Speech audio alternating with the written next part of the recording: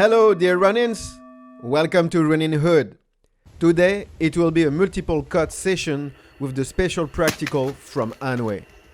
It will be the last episode with the special from Hanwei. So, it was a double cut session and I didn't sleep well. I had at least 1 or 2 hours of sleeping and it's not enough for having a good mind and body connection. So my tanden was not well aligned due to my lack of sleeping. I was also not well focused. I made bad cuts, which can bend the blade. I was therefore not very satisfied with my performance that day.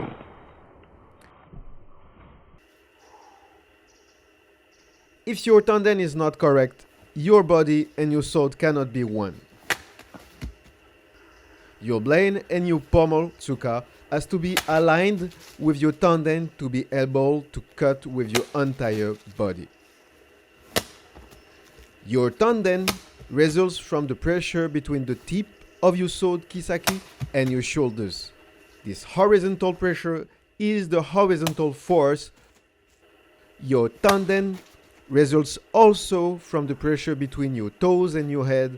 This vertical pressure is the vertical force. Your tanden is the point where the horizontal force and the vertical force meet.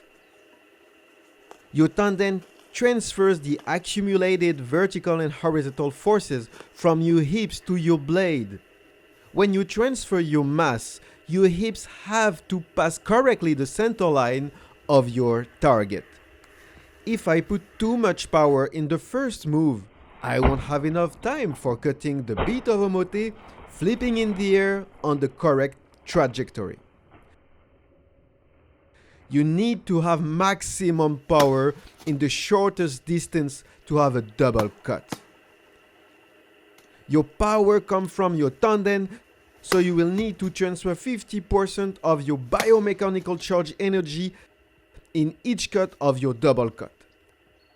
Your slide hip move crossing the center line on the first cut will preserve you to use too much tanden power on the first cut by acceleration of your mass and transfer it during your hips crossing center line by moving your left foot. When you pass correctly the center line, your hips left foot will just use 30 to 40% of your maximum biomechanical charge power, so the second cut will be really powerful even with a first clean cut. It's really important to not be stuck up in the center line bending your sword because you didn't give enough power to your blade and stayed with your hips closed on the center line. So we can say we need 9 rules to have a good double cut. That 9 rules can be applied for any other type of Budo training or competition. For example, karate competition, Budo competition, or iaido competition.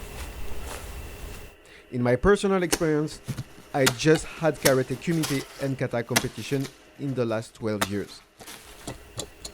Rule number 1, don't train with another sword other than your competition sword.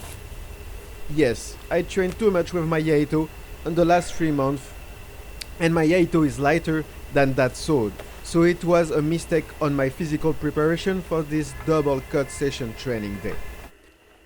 Rule number 2, sleep at least 8 hours so your body and mind connection will be effective for your own safety. Yes, it's really important to sleep at least 8 hours before competition or an intense training day. Rule number 3, train to have a good tanden. Tanden is everything. Tanden is the center of your cycle. Rule number 4, stay peaceful when you cut, even if it's not working. In competition, for example, if your mind is not peaceful and your opponent is making points, if you don't stay peaceful, you won't be able to win. A peaceful mind is really important, especially with a sword. Rule number 5, pass correctly the center line with your hips and foot projection to prevent from bending your blade when you are cutting. That is really important, especially for double cut. Rule number 6. Use maximum power for both cuts. Rule number 7. A first clean cut will create a second clean cut. That is really important. A first clean cut will create a second clean cut. Rule number 8.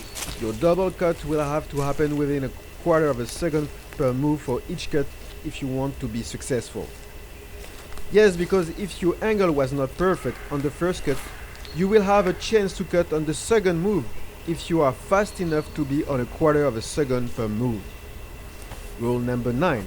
You can't cut something that is shorter than 20 centimeters. You can see on that video that many simple cuts with less than 20 centimeters won't work because of materials density. So you need to have a minimum of 20 centimeters to make a cut to cut through the omote with a 1060 carbon steel or with a 1095 carbon steel or with a T10. Conclusion: I will work on this for the next 6 months to have a better performance and to be able to have a more than just one clean double cut. Right now, Lady Shinobi is a little bit happy because we had at least one clean double cut for that special day with lack of sleep.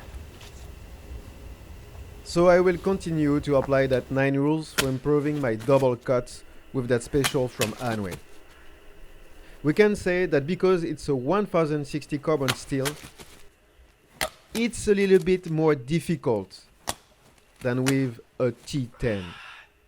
For example, with a Shinto from Hanwei that is lighter weight and with a better carbon steel, it could be a little bit easier than with that practical, which is good, but has some limits.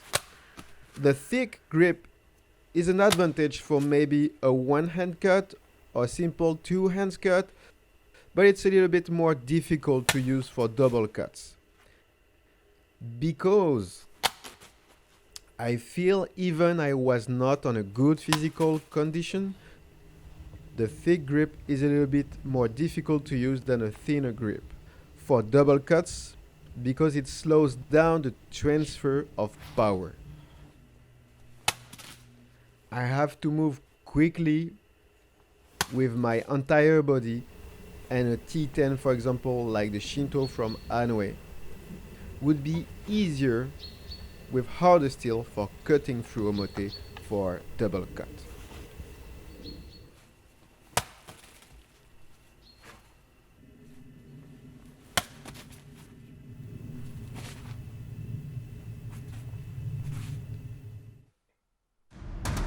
Thank you, dear Ronins, for having watched this video.